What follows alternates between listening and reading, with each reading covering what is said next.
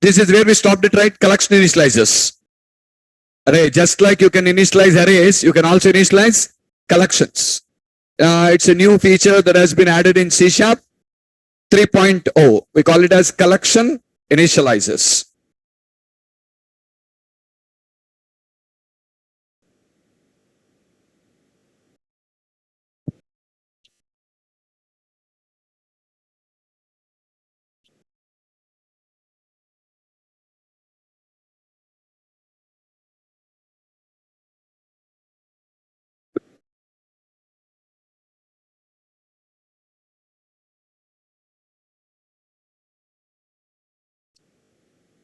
Okay.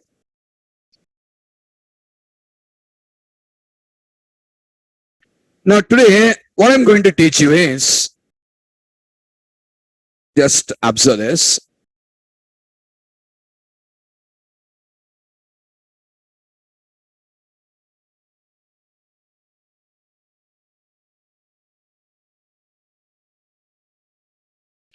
Let me add a class. Okay, class 6. In this, I wanted to declare a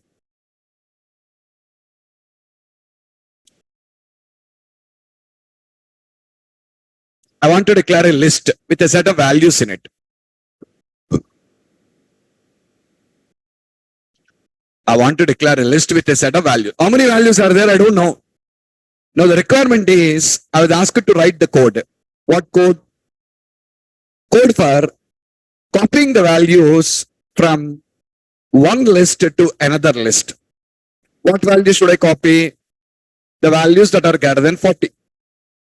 So many values are there. Whatever values in the list are greater than 40 should be copied from one list to another list.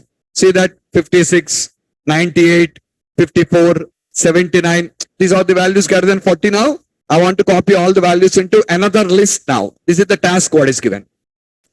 If that is the case, what will you do? First, you need to copy to another list. So first thing is declare a new list now.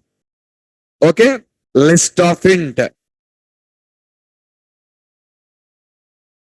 Declare a new list and is empty. This is empty. And now the point is copy the values from call 1 to call 2. You want to copy the values from collection 1 to collection 2. What values? All the values. So only values greater than 40. Only the values that are greater than 40 has to be copied now. Only the values that are greater than 40 has to be copied now. Okay. So what to do?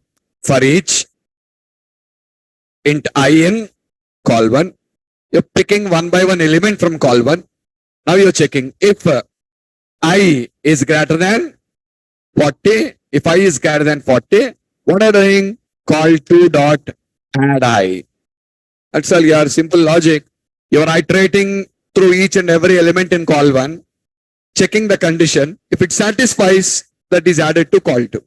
And once the loop execution is completed, you have the values added to call 2 which are greater than 40, right? Yes or not? Now I want to print them and see. I want to print and see. Guys, till now, in the last 2 days, when I want to print any output on the screen, what did I do? I used a for each loop and I printed one by one value now. A simple way how you can print all the values at a time without writing a loop, you know. In the string class, guys, there is a method called join. It will join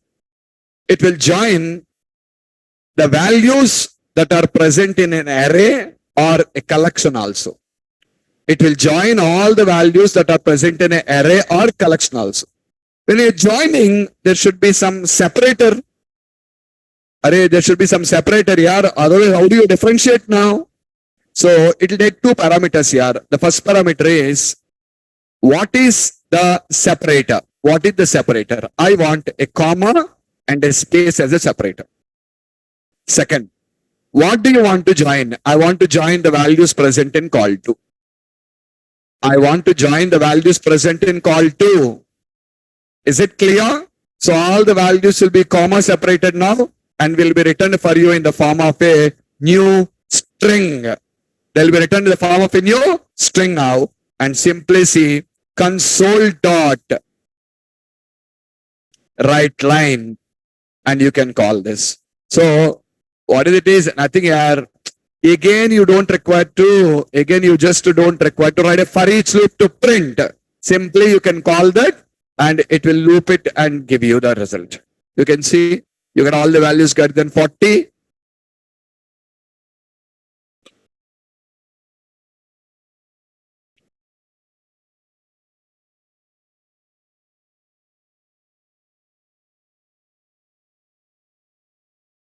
Got it? Values greater than 40 only copied. Are you clear? I want to arrange them in a sorted order. To be clear, okay. To be clear, I want to arrange these values in a sorted order. In a sorted order, I want to arrange. Okay, we can. How? Array. When you learned about arrays, I thought you remember. Array provides you a method called sort. You can call it and sort the values of an array. Array collections are more advanced than arrays. If array only has that, collection also will have. Call to dot.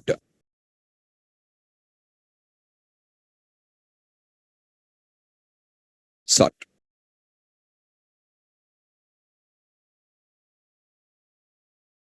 Sorry. Yeah. Oh, sorry guys. I written call one dot. It is call two dot. I want in a descending order. Yeah, but descending, I said you reverse. So for array, we learned about the reverse method. Same way, you'll find it in the collection also.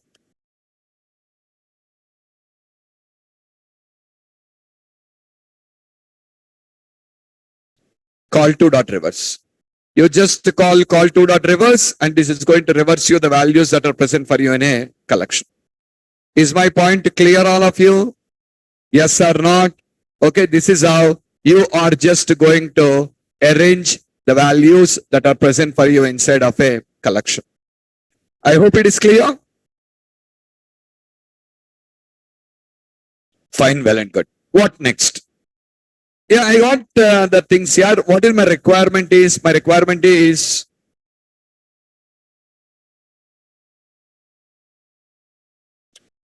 what I'm doing. What I'm doing? Open the mouth. Copying values greater than 40 from one list to and the list and arrange them in descending order. This is the task what I've done. So simple work what I've done is just to copy the values and arrange all these values in a sorted order. Arrange all the values in a sorted order. This is what exactly I have done in this case now.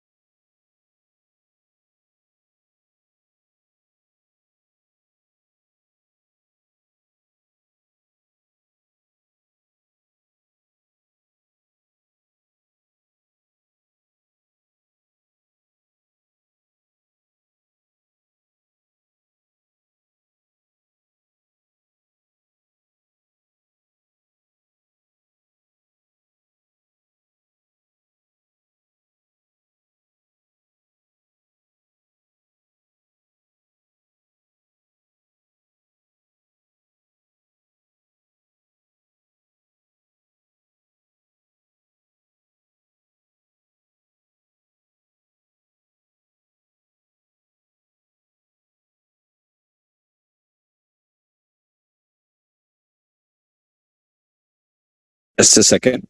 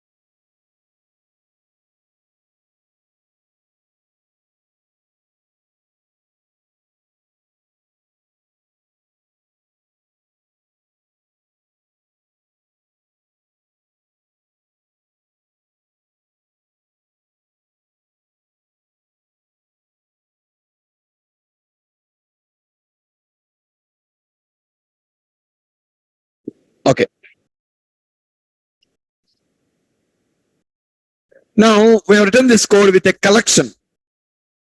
A list is a collection. I want to write the same code with the array now. What code? I have an array with all the values. I want to copy the values from one array to another array. With a list as shown you. Now the next requirement is we want to write the same code with a array, not a list. It should be an array now. Okay now? So let me add another program here.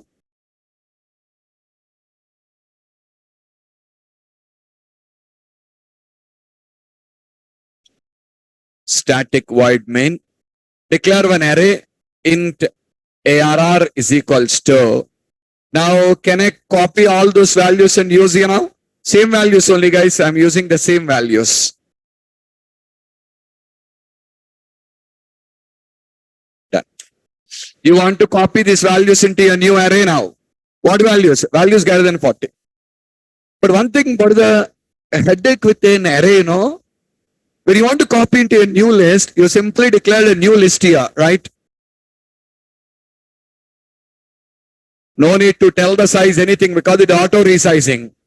But if you want to declare an array, now starts the problem. What problem? Without knowing the size, you can't declare an array now. And the new array, can I declare the new array with the old array size? No. Why? I am not copying all the values. I am copying all the values greater than 40. So the size of the new array is not going to be equivalent to the old one. It should be less than the old one only, not going to be greater than or equal to old one at all. No chance, na? It's always less than. So how should I declare? If I want to declare a new array, first what I should do, you know, look. Int count is equals to 0 for each int I in arr. If I is greater than 40, count plus equals to 1. Array, now I should find out how many values in the ARR are greater than 40 first. Did you understand me? So what will this count tell you? How many values in ARR are greater than 40? Now I should declare my new array. Int ARR is equals to new int of. Are you clear? This is all the extra code now. We don't have this code in our collection. Understood the advantage with collection? No need size. But array cannot be declared without a size now. So first I should find out the size and then I should declare the array. Okay, what next? Now BR is empty. Not empty, all zeros. We want to copy the values from ARR into PRR, which are greater than 40. Correct? Again, for each int I in ARR, if I greater than 40, guys tell me, do you have any method called add for adding a value into an array? For a collection, we got a add method. For adding a value into an array, do you have any add method? So that it will add you one by one? You need to assign a value to the array by referring to the index position. Don't forget. First value, 0th position. Second value, first position. Third value, second position. Like this, you need to assign the values by using the exact index. We don't have any method called add to add values to array. So what to do? If that is the case, you need to declare one more variable. What is that? Index with the value 0. And now PRR of index is equals to I. So the first value comes to 0th position, correct? Second value should come to 0th 1. So in the next line again I should say, once assignment completed, that should be incremented. Now the second value comes to second place. Third value, second value comes to index position 1. Third value comes to index position 2. Like this, one by one values. See, for collections, we don't have all this complications at all. Easy. But array, we just have a lot of complications to write the code. Okay, done. Again, I want to arrange in a sorted order. Same, array dot sort. Pass BRR. I want to get in a descending order.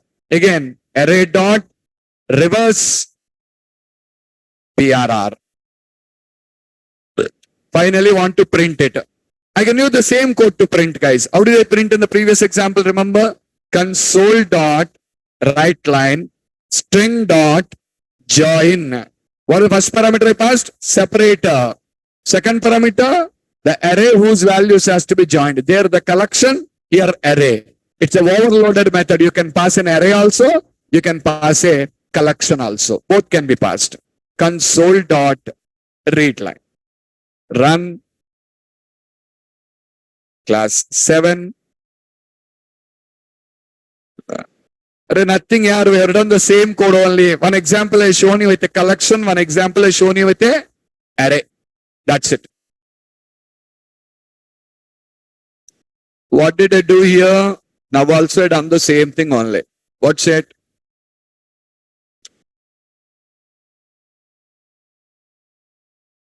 What's there, guys? What are you doing? Copying values greater than 40 from one array to, in the previous example, one collection to another collection. In the current example, one array to another array. Array, both are same only, nothing different between both the two things. Just only thing is, we have written the coordinate different style. That's all. For array, we written in one style, and for collection, we written in another style. Okay. So is everyone clear with the code? Yes or not? Now to complete this task, what are you doing? Listen to me carefully. To complete this task, what did we do? We are iterating through every element in the array or collection. Iterating means incrementing and going up. Iterating through each and every element that is present in the array or collection.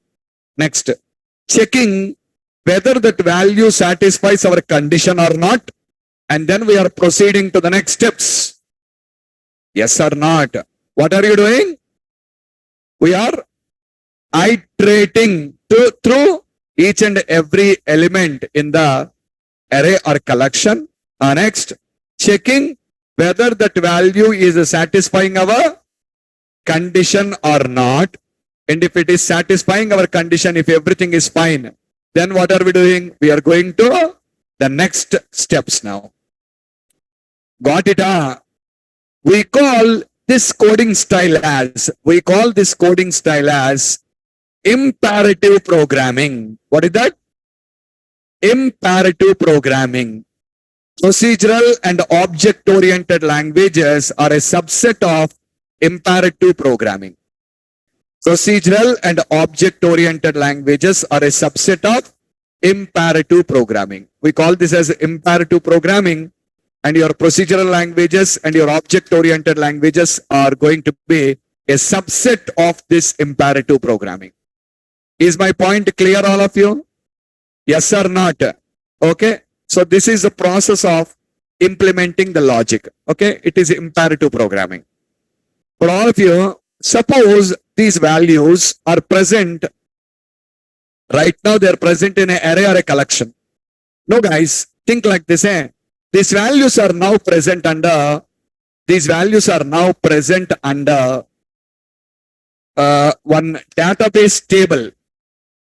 These values are now present under one database table. And the name of the database table is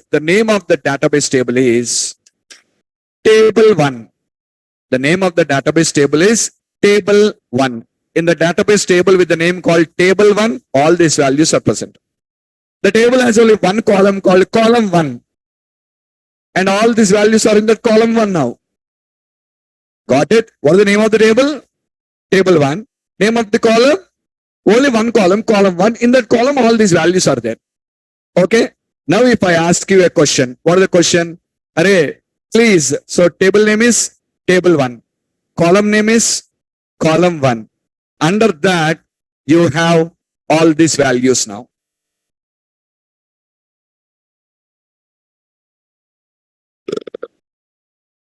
Under that, you have all these values now. Now, the requirement is same again. Pick me all the values that are greater than 40.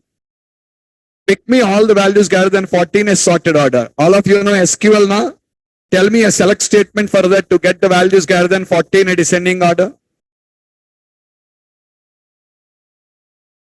Select statement, yeah, shame on your part. How much time you will think? Select statement, that's all, na? select column 1 from table 1 where column 1 greater than 40.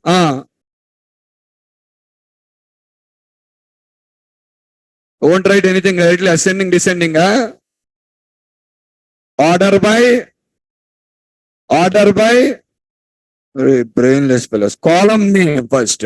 Column name and then descending or ascending. Order by column name descending. So this will get you the data. Yes or not? See guys, when I store values in an array or a collection, I am writing lot of coding for getting my output. See, just look at this code you have used here.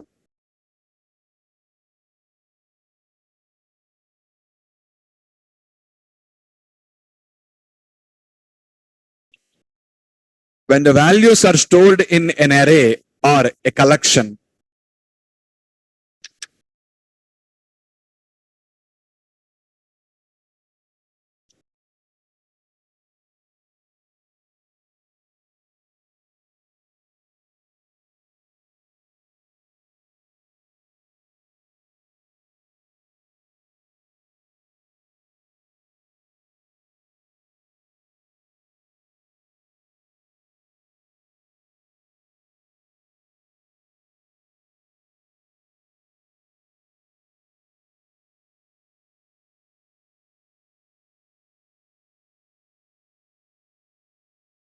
look at this now. When the values are present in an array or a collection, that is the code you have written for copying the values from one array or to get the values from, to get the required values, that's all the coding you have written. Yes or not? All the code you have written for getting the values. Tell me, looking at the code and tell me how many loops are running there?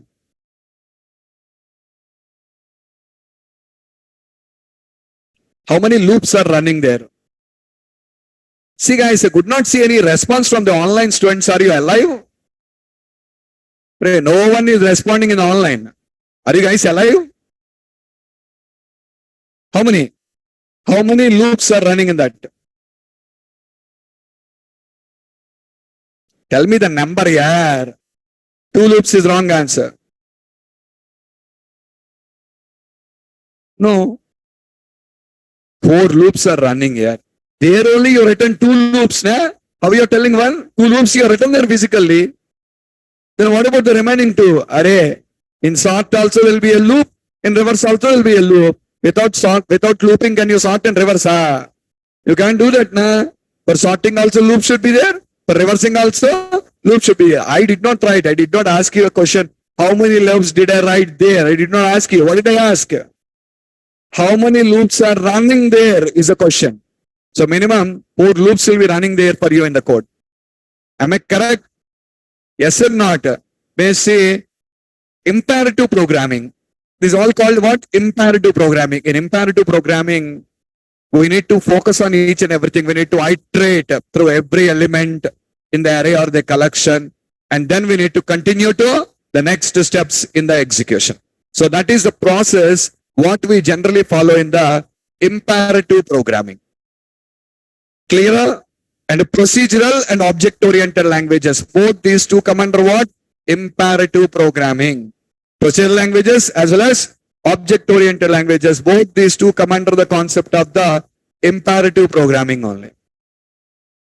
Okay? So this is the drawback. But see, the same values here, when they are present in a table, the same values when they are present in a table, you notice that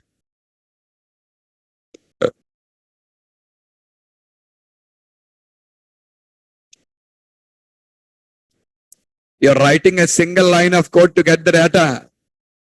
Yes or not? We call this as declarative programming. What is that? Declarative programming. First one, imperative. Second one, what comes under declarative? SQL. SQL comes under declarative. SQL comes under declarative. So this is declarative programming. And the first one is imperative programming. See now in the declarative programming here, see now with this guys, database programmers enjoy a lot. Why? Or they don't require to write a lot of code like application developers here. Simple one line code, they get the output. But as an application developer, I need to write a lot of coding, loopings to get my results. But if you go to a database developer enjoys it with one line code. He will get the whole information. With one line code, he'll be getting the whole information in this case now. So that is one of the great thing what you have in case of the declarative programming. So basically, imperative programming focuses on the logic. It focuses on the logic, but declarative programming doesn't focus on the logic at all. What it contains, what you want, in which order you want. That's all. Apart from that, I'm not telling how to get the data. I don't know. That's not my problem. I was only telling I want so and so data in so and so order. That's it. But did I say how to get that? In the first case, I was focusing on the complete logic, how to get the data. You understand? Imperative. See, in the afternoon, for dinner, guys, afternoon for lunch, you want to eat a biryani. You have two options. One, cook and eat. Two, go to a restaurant and eat. Option one, cook and eat. Option two, go to a restaurant and eat. If you understand about the first one, what is it? Cooking and eating. It's a process. It's a big process. At least 1-2 hours it will take based on the type of biryani you're trying to cook. Correct? Okay. So we just require to follow the process, cook it, eat it. But the second one is just like going to a restaurant and eating. You go to a restaurant, sit on the table. The server comes to you, ask, what do you want? You say, I want a biryani. What biryani you want? You want a chicken biryani, mutton biryani, or a veg biryani, or a paneer biryani, whatever you want, you can just order whatever you want now. Once you order, the food is served on your plate. Are you going to say how to cook the food to him? That's not my job. I want so and so thing, so and so quantity. Get me a full biryani, or get me a half biryani, or get me a family pack biryani, whatever it is. You only tell that. You are not going to tell him how to cook the biryani. But in the first case, you are cooking your own biryani and eating. Did you understand the difference between imperative and declarative? In declarative, we only say, I want so and so. That's it. Rest of the things are not my job. Understood the advantage with the declarative? Yes or not? So now, database developers or the database programmers enjoy a lot with declarative. Database developers or database programmers enjoy a lot with declarative.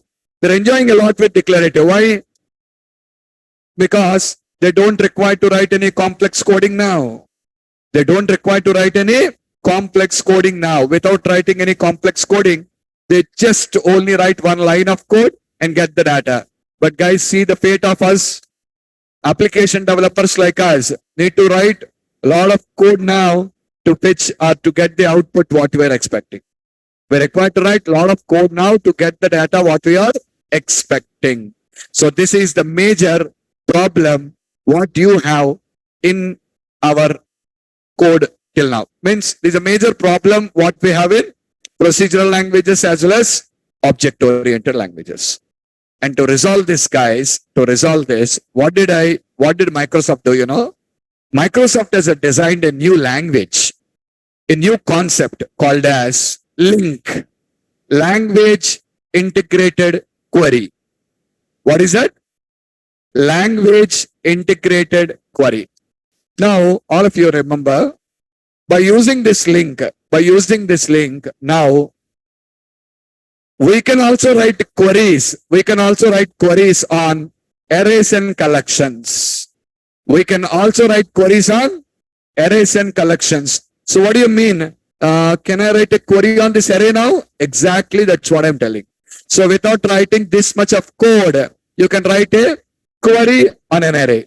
See, when you return the code for collections and when I return the code for arrays, imperative code, the imperative code, is it different or not?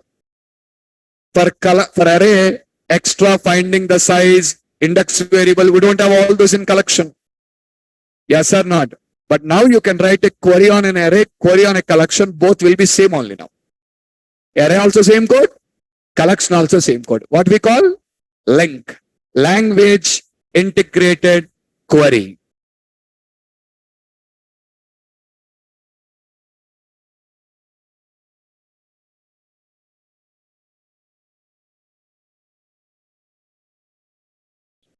This is a new concept added in C# 3.0 or .NET Framework 3.5. C# 3.0 or .NET Framework 3.05, using which we can now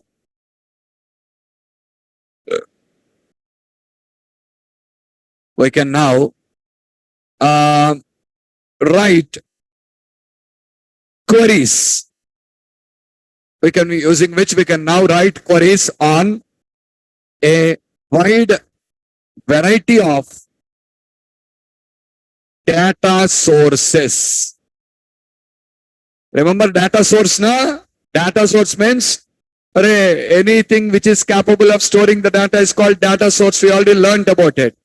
Like you can write on arrays, you can write on collections, you can write on XML files, XML or XML source, you can write on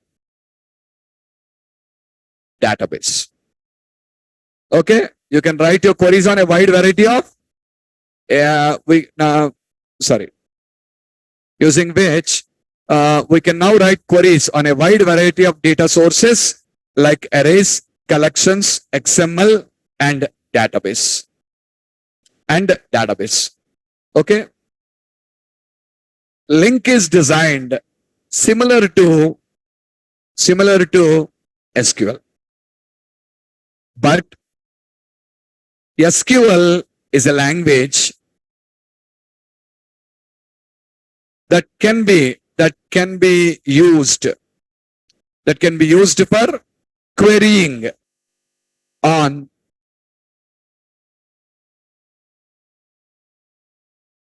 relational databases only. You can use SQL only on relational databases only, whereas LINQ can be used on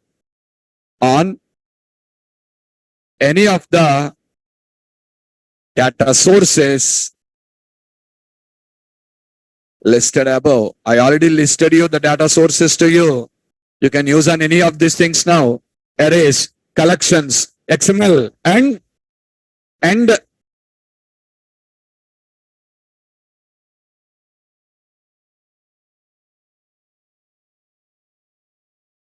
relational databases. Okay, now? LINQ is divided into three parts. LINQ is divided into three parts. One, LINQ to objects. We can use this for writing queries on arrays and collections. Second, LINQ to databases. We can use this for writing queries on relational databases. LINQ to XML. The other name is XLINQ.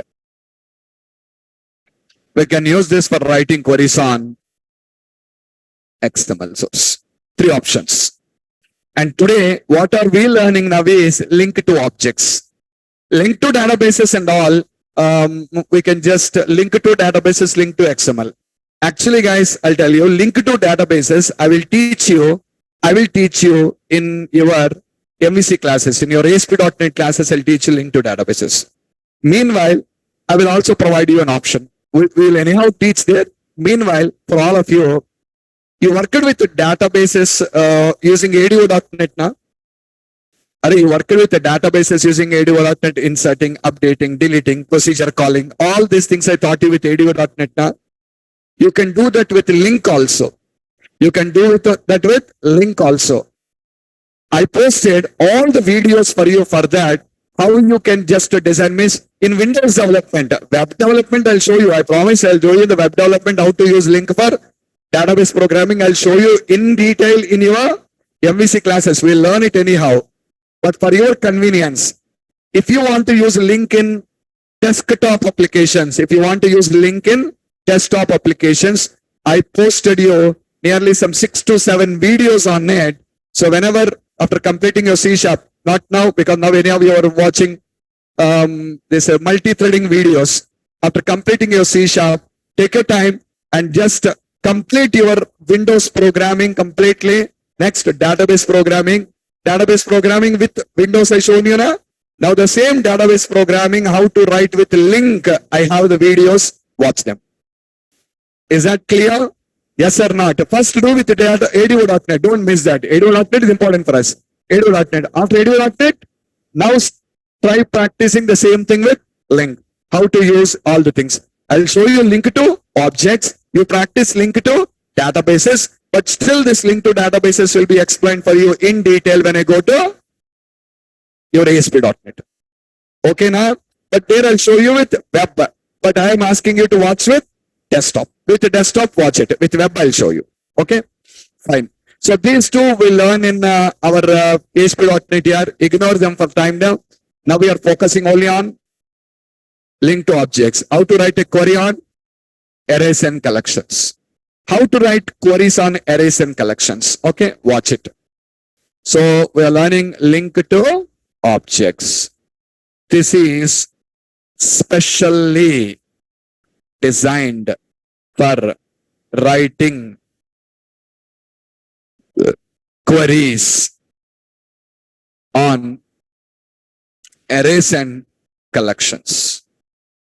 And the syntax of the query that we use will be as following. The syntax will be like this. Concentrate on this. Can anyone tell me the syntax of a select statement in SQL? Select statement syntax. How do you write a select statement? Tell me the syntax. Select, star. I asked you syntax here. Or column list. That is the syntax. Either select star or column list.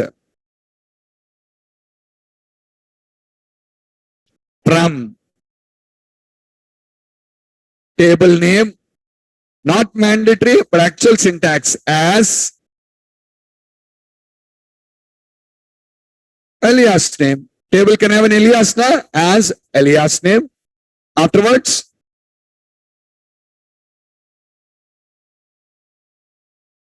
what next? I asked you syntax. Why are you telling where, order by, all that nonsense? What you are learning? Yeah, you don't have your focus on the subject at all. You're learning something, that's all. What is that? Clauses. Not where. What are the clauses we have? Where order by, having,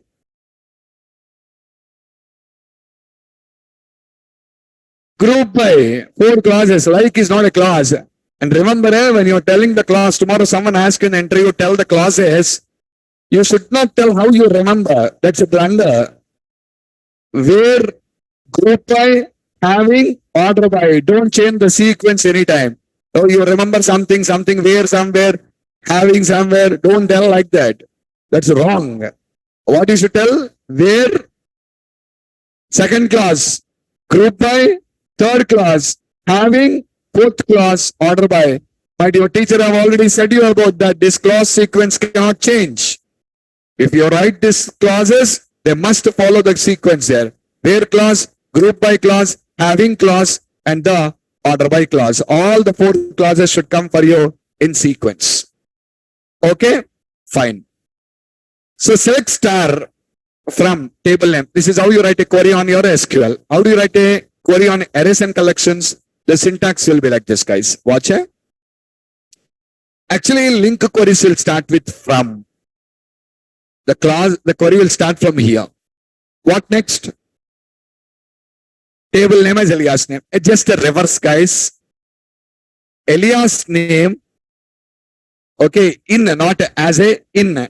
Here, you write your array name or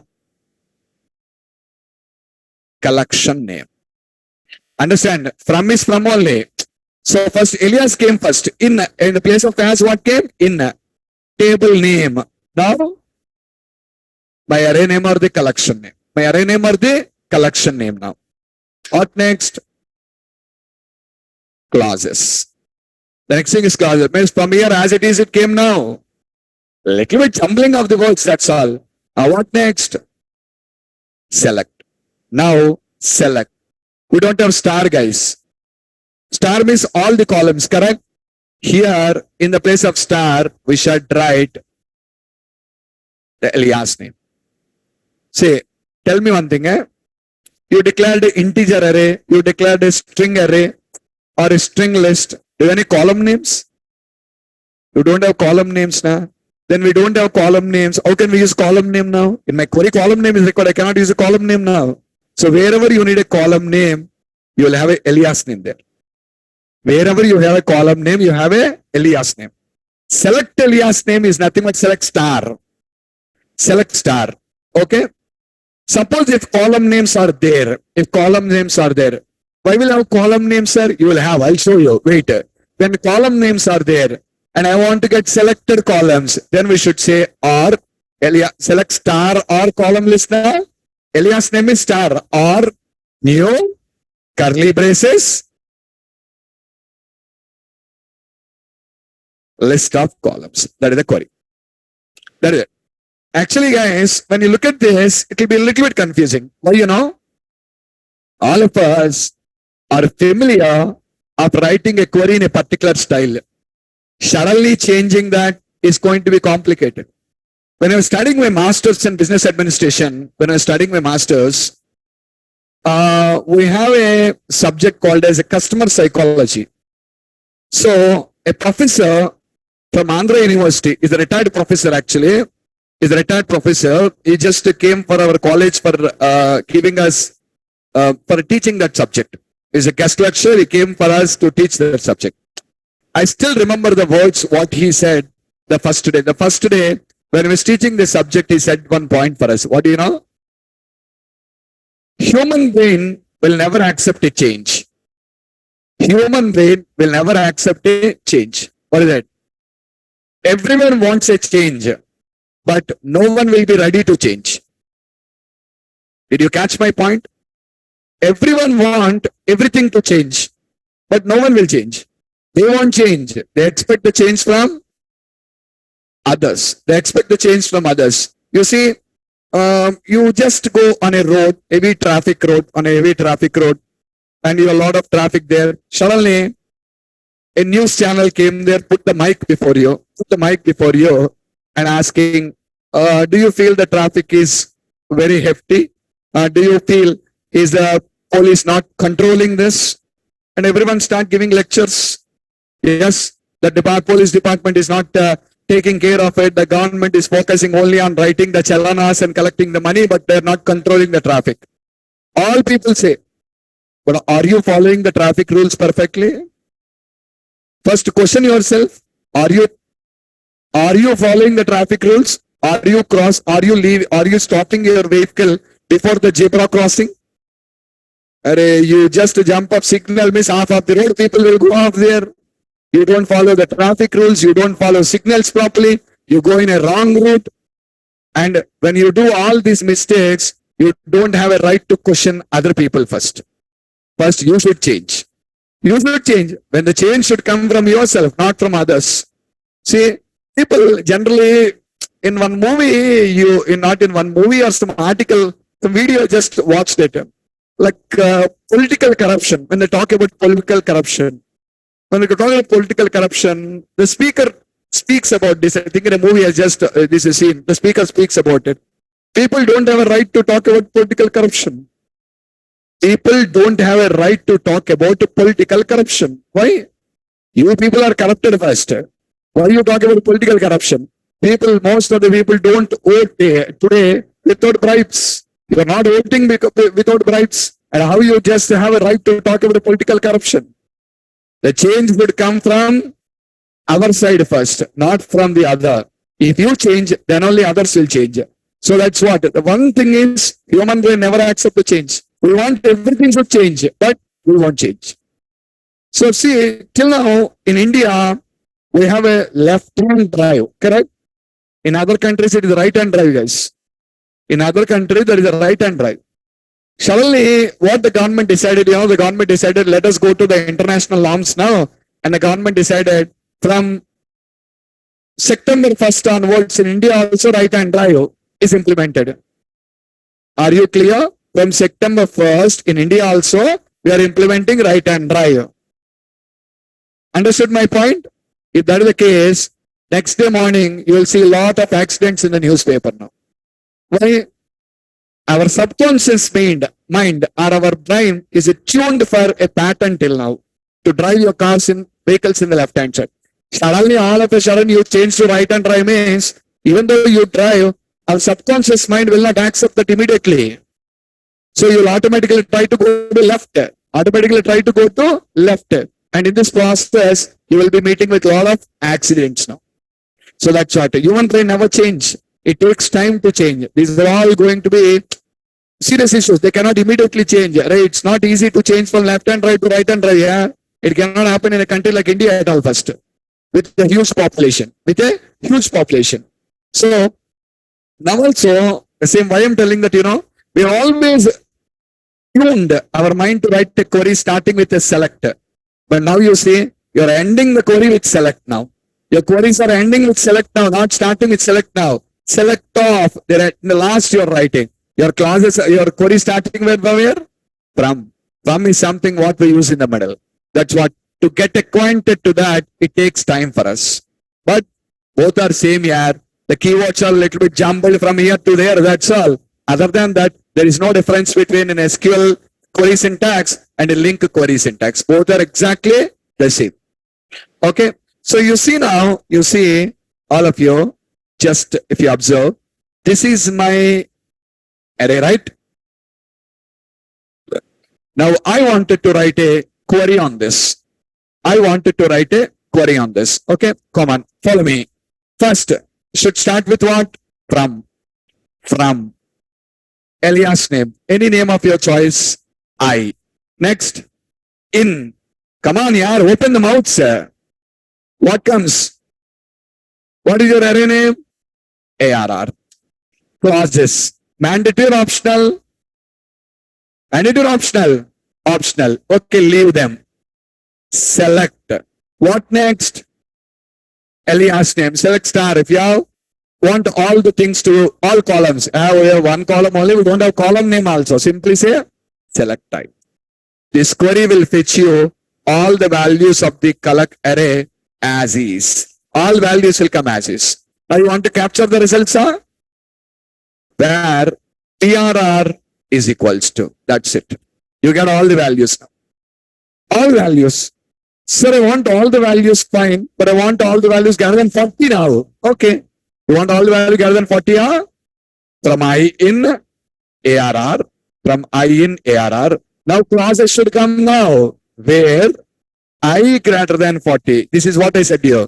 Array, we don't have column names. Wherever you need a column name, use the alias name.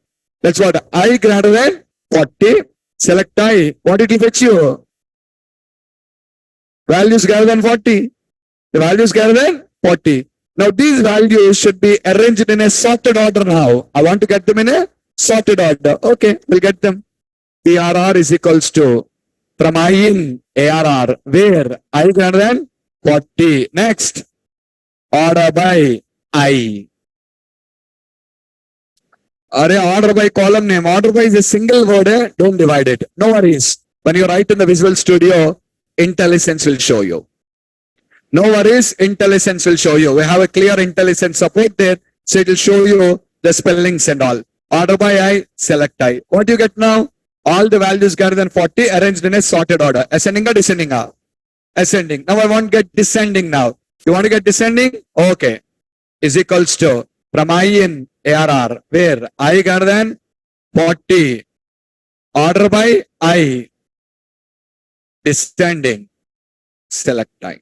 You get the output in the descending order.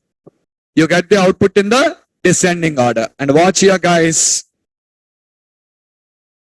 This query what I shown you right now. This query what I shown you right now. I shown you a query right now, na? The query what I shown you right now is equivalent to all the code you have written here. Now the choice is yours. The ball is in your court. What you wanted to use is your choice. I given you two options to you. One, declarative. Two, imperative. Which one is easy? Declarative. Now, link and SQL comes under declarative. Procedural, object-oriented languages comes under imperative. They come under declarative and imperative. Now, shall we write our previous two programs by using link now? Two programs are written. One with collection, one with array, right? Shall we change to link now? Come on, let's not disturb that code. I will add another program here, class 8.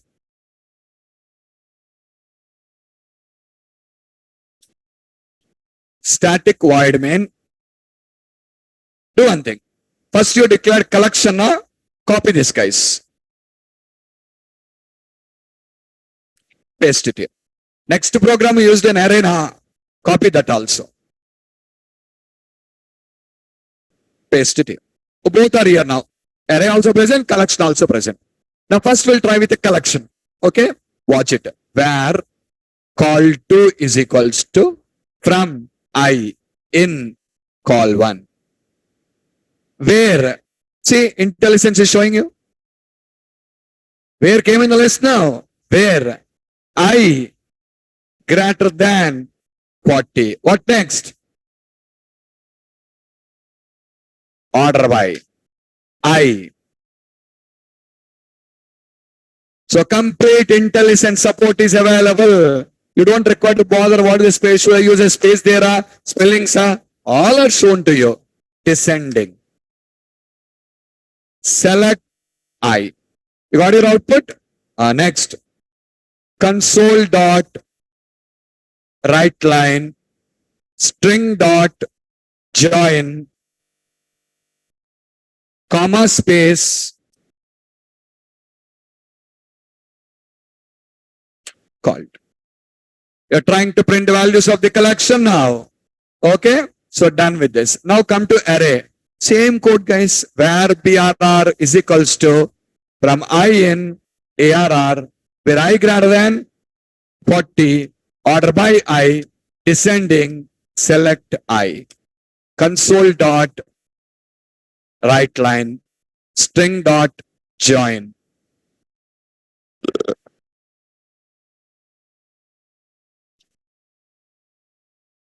Comma space. What now? BRR.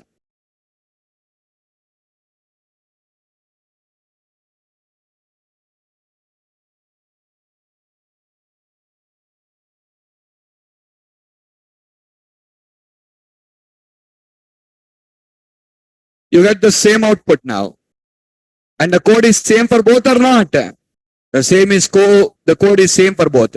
Now where keyword. Remember where now implicitly typed. You can assign any type of values to it. Now here call to is a list. Call to is a list. PRR is a array. PRR is an array. Call to is a list. In the first case, list. In the second case, it is a array. So they are implicitly declared for you here. Okay, now, and to write your link queries, all of you remember, to write your link queries, first you require to import the namespace system.link. What is the namespace? You did not import, sir. That is also default import only. System.system, system.io, system.collections.generic, system.link. All these are default imports. That is the reason why, even though I did not import, I did not get any error. So last class I shown you, remember, how to test whether that is present or not. Simply what did I say? Change your version here. Once you change your version and try to run the program, error comes. In the error window, all the errors are shown. In the error window, all the errors are shown. Just click on the error, then the file gets opened. You see there, system.link is already imported. What are available already? System is available. Collections.generic is available. IO is available. Link is available. Net.http. Threading. Threading.task. You know system. You know collections already. Yes or not? Link we learned now. And you already know system.threading. You already know system.threading. We will learn about system.threading.tasks and all going forward. Okay. So that's what. So already imported. But just to remind you, I said you this point. What is that? You need to import system.link.thread. System.link namespace if at all you want to write the queries. And I did not do that. It is automatically imported already. Is my point clear? And all of you listen to me for another point. What is this? Did you write any logic now? You did not write the logic. Correct? C# compiler will generate all the logic for you. Who generates?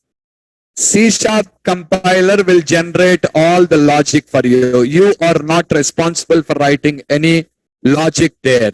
The C# compiler will be responsible for the logic generation for you in this case. All the logic will be generated for you behind the screen by C# compiler. Read this paragraph. This is about the previous two programs here, not the current program. This is about the previous two programs. Read it.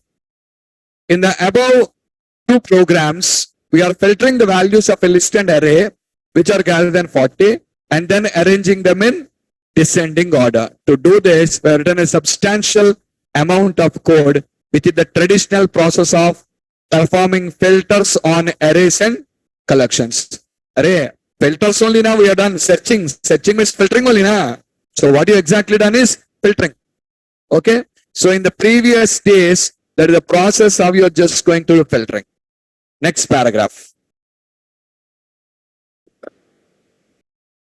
Read it. In C# 3.2, Microsoft has introduced a new language known as Link. Much like SQL, which we use universally with relational databases to perform queries.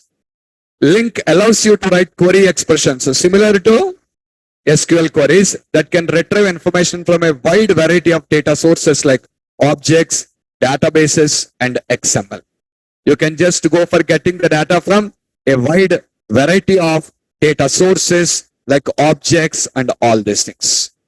And now here is your introduction to Link. Introduction to Link. Okay.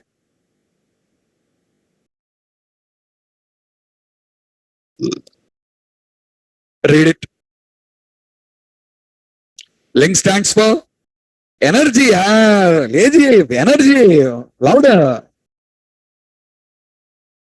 Language integrated query. Is a data query methodology which provides querying capabilities to .NET languages with a syntax similar to an SQL query. Link has a great power of querying on any source of data where the data source could be collection of objects, arrays, collections, database, and XML. Okay, and it is divided into three parts. First one, link to objects.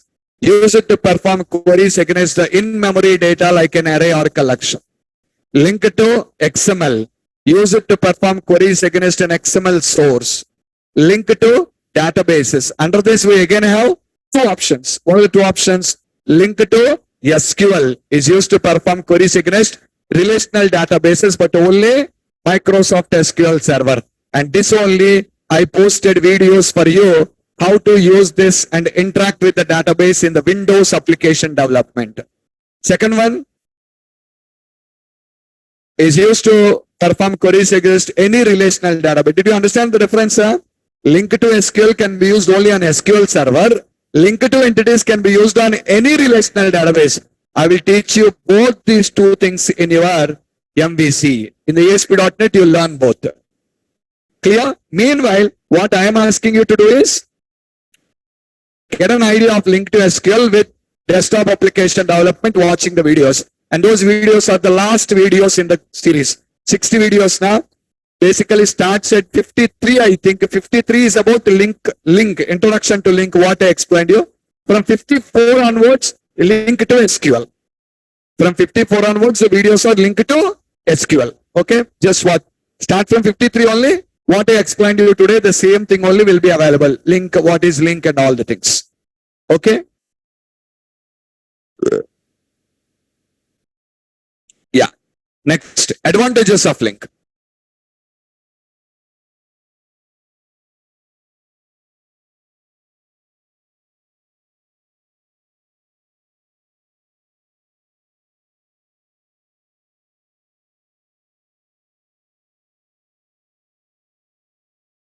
Advantages of link. What are the advantages of link?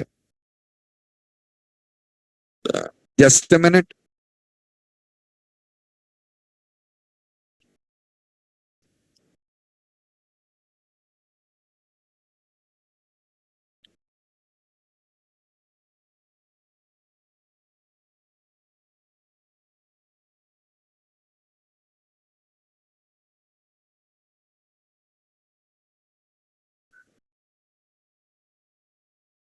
Link offers an object-based, language-integrated way to query over data. No matter where the data came from, so through link, we can query databases, XML, as well as collections and arrays. All these things. Second one, compile time syntax checking. Compile time syntax checking is not important for us here. It is important in database communication. In the videos, I given an explanation what is compile time syntax checking. That is only in relation to databases, not with arrays and collections. Third one.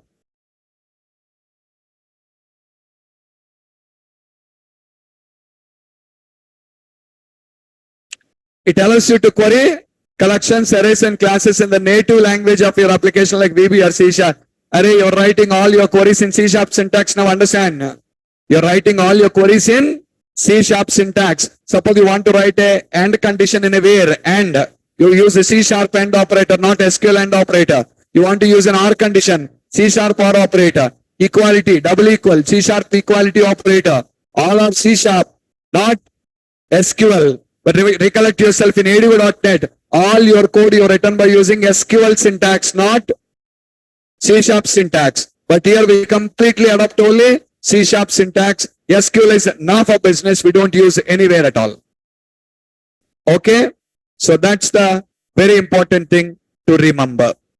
What next? Yeah, now we started with the link to objects.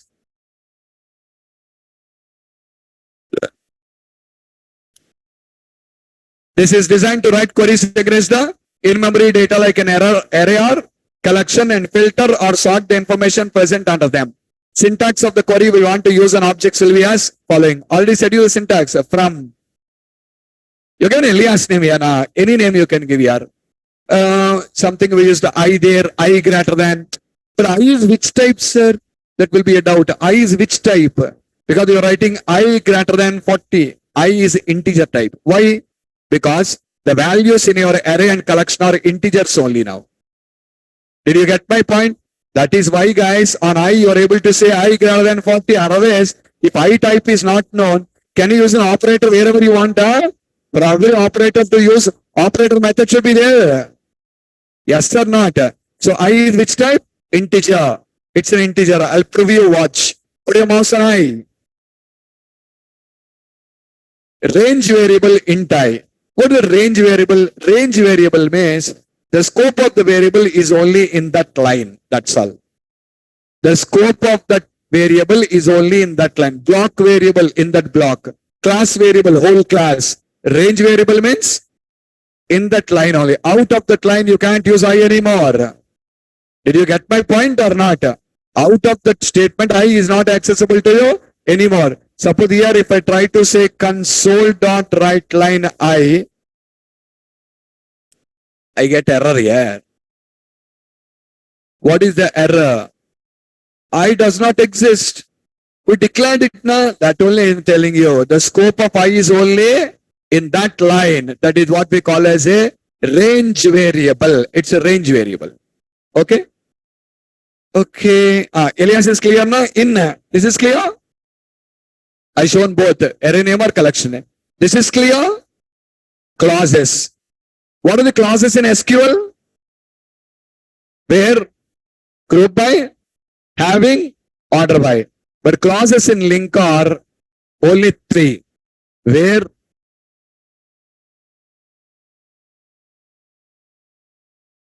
We don't have having clause here. We don't have having clause here. We have only 3 clauses here. Where clause, group by clause, order by clause. Okay. You can just see that. Next, select here. Elias. I shown only that one. In the next examples, I'll show you what is this list. What is this also, I'll explain you. New, Elias name. Afterwards, you can use this also. Right now, we used only Elias. And the very important point all of you have to remember is, when you are just going to use this, guys, all of you remember, wherever you need a column name, in all the places you should use the Elias name. Wherever you need a column name, in all those places, what you're required to use is the Elias names now, not the column names anymore. Completely, Elias names has to come there.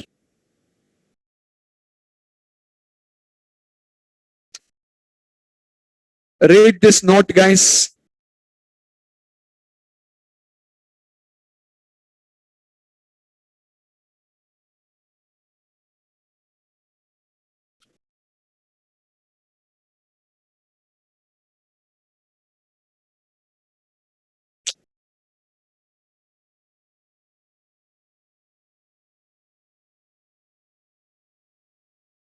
Just a second. Read the note.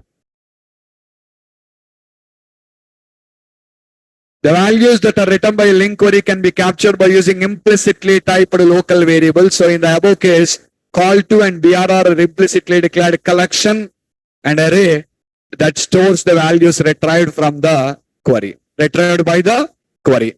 The values that are retrieved by the query are captured for you inside of it.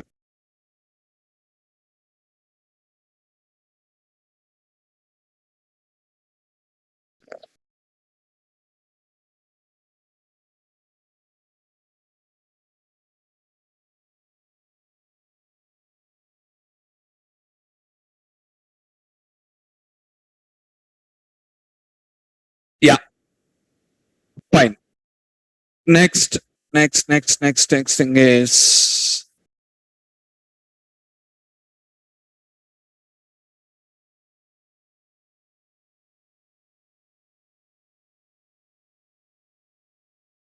read this man. Just a second.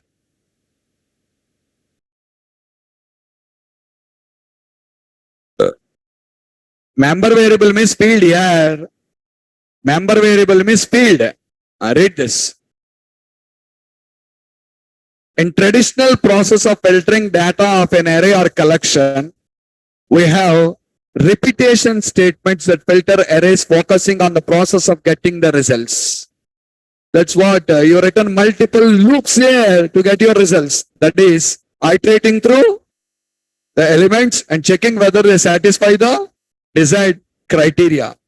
Whereas link specifies not the steps necessary to get the results, but rather the conditions that selected elements must satisfy. And this is known as declarative programming as opposed to imperative programming, which we have been using so far, in which we specify the actual steps to perform a task. Procedural and object-oriented languages are a subset of imperative. Declarative means we don't say any steps. What we specify, what do you want? That's all. Simply like I order something, I want that, that's all. How to get, that's your problem. How to get is your problem, not my problem. Next.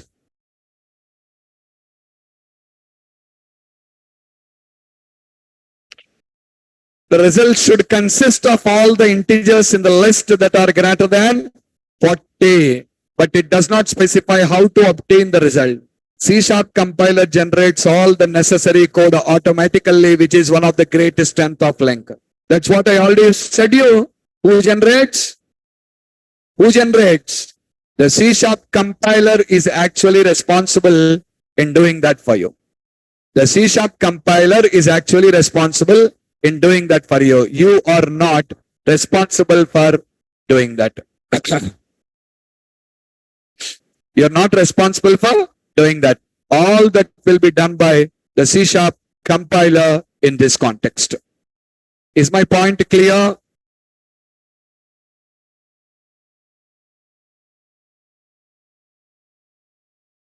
Okay, next.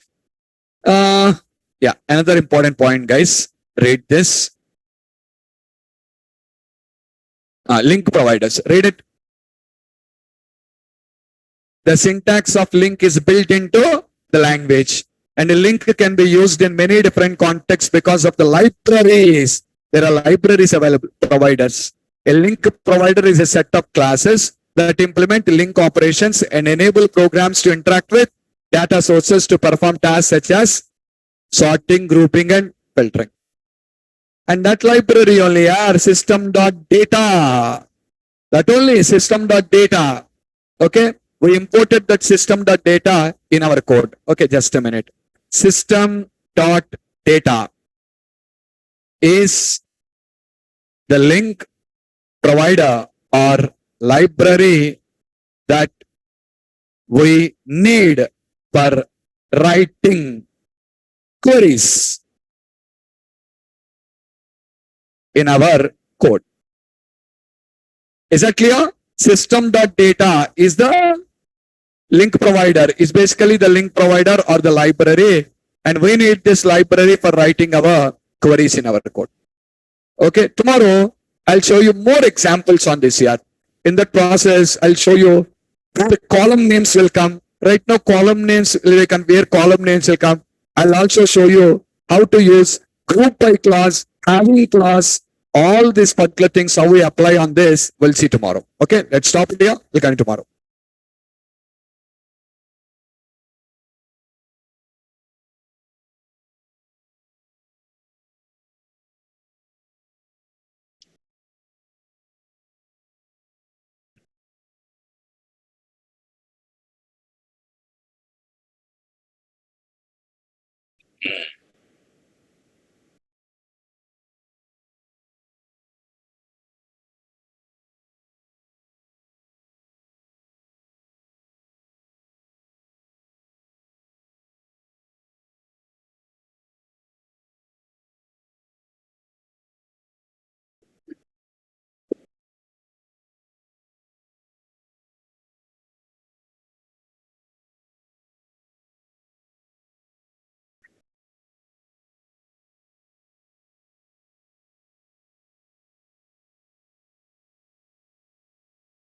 ఉంది పంపిస్తాను, latest notes పంపిస్తాను.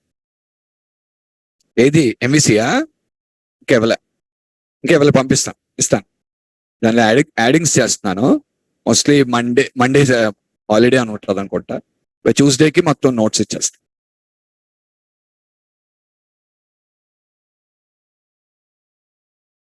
పనిచేయరు. .NET ఎలా పంపుతారు? మీరు code పంపాలంటే project పంపాలి. .exe code ఉండదుగా, project పంపాలి.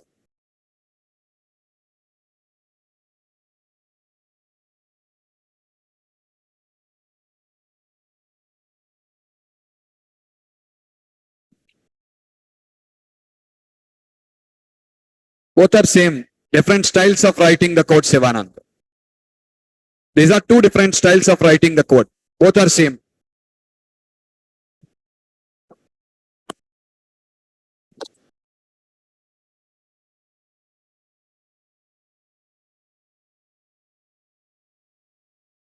Recording stopped.